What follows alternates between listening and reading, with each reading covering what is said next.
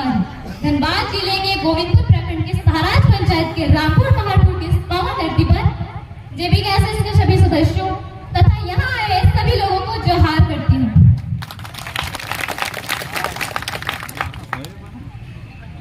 जब भी मैं इस राज्य के इतिहास को पढ़ती हूँ, हमारे वीर योद्धा की संघर्षों की गाथा से मैं खुद को गर्व महसूस करती हूँ। दूसरी ओर झारखंड राज्य 15 नवंबर 2000 के अस्तित्व में आने के बाद से लेकर 2023 तक के इतिहास को पढ़ती हूँ तो मेरा दिल इस राज्य की पीड़ा को देखकर बिलक बिलक कर रोता है। भारत का सबसे अधिक खनिज उत्पादन करने वाला राज्य हमारा झारखंड गरीबी में दूसरा नंबर पर क्यों है? हमारा राज्य पूरे देश को लोहा, तांबा, यूरेनियम, बॉक्साइट, ग्रेफाइट, कोयला तथा सबसे उच्च कोटि के मॉस्कोफाइड अभ्रक देता है, जिनकी मांग आज पूरे देश में ही नहीं बल्कि पूरे विश्व में है। फिर भी हमारा राज्य गरीबी में दूसरा नंबर पर क्यों? मैं बताती हूँ। इसका सबसे बड़ा और सबसे मुख्य कारण है तो वो है इस राज्य की शासन व्यवस्था गलत लोगों के हाथ में होना।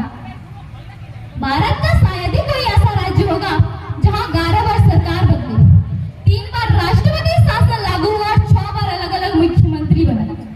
और एक आश्चर्य की बात बता दूं मैं आप सबको कि हमारे राज्य में एक निर्दलीय मुख्यमंत्री भी बना और वो है सबसे बड़ा घोटालेबाज। जी हाँ, झारखंड का पहला और भारत का तीसरा निर्दलीय मुख्यमंत्री श्री मधु कोड़ा जी।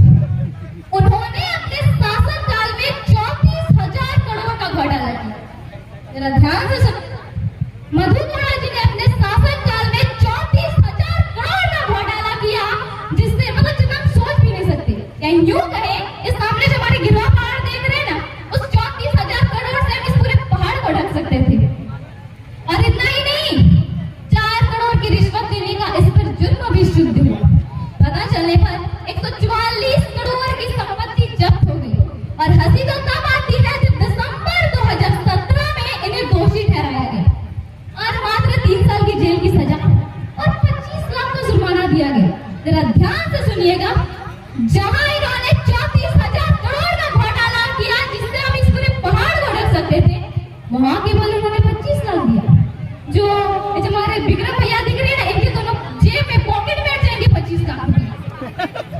तो आप हमें बताइए कि ऐसा में कौन सा नेता घोटाला नहीं करना चाहेगा? इसी घोटालेबाजों के कारण आज हमारा झारखंड गरीबी में जी रहा है। इतना सब कुछ होने के बावजूद मैं आपको बता दूं कि भारत को ईस्ट इंडिया कंपनी ने जितना नहीं लूटा, उतना तो झारखंड को झारखंड के गद्दार नेताओं ने लूट लिया।